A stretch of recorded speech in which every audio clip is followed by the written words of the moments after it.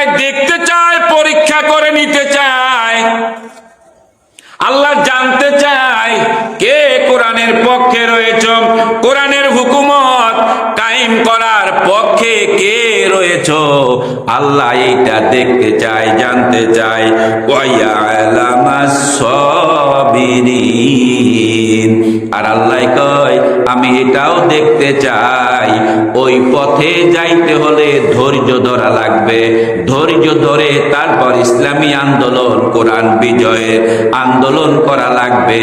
এইটা দেখতে চাই, আমি পরীক্ষা করে নিতে চাই।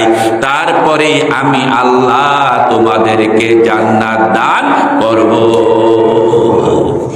তার আগে নয়।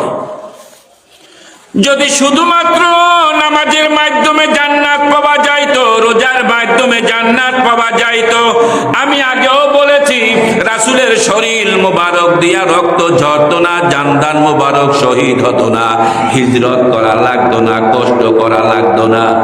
লাগতো? আহা, 1,00,000 বা 2,24,000 পয়গাম্বর, সাহাবায়ে কেরাম, তাবিঈন, তাবে তাবিঈন, খুলাফায়ে রাশিদিন, সালফে সালিহিন, আইম্মায়ে মুস্তাহিদিন, ইমামরা যারা ছিল সবাই এই পথেই মেহনত করেছে, এই পথেই সময় দিয়েছে দিনকে বিজয়ী করার জন্য।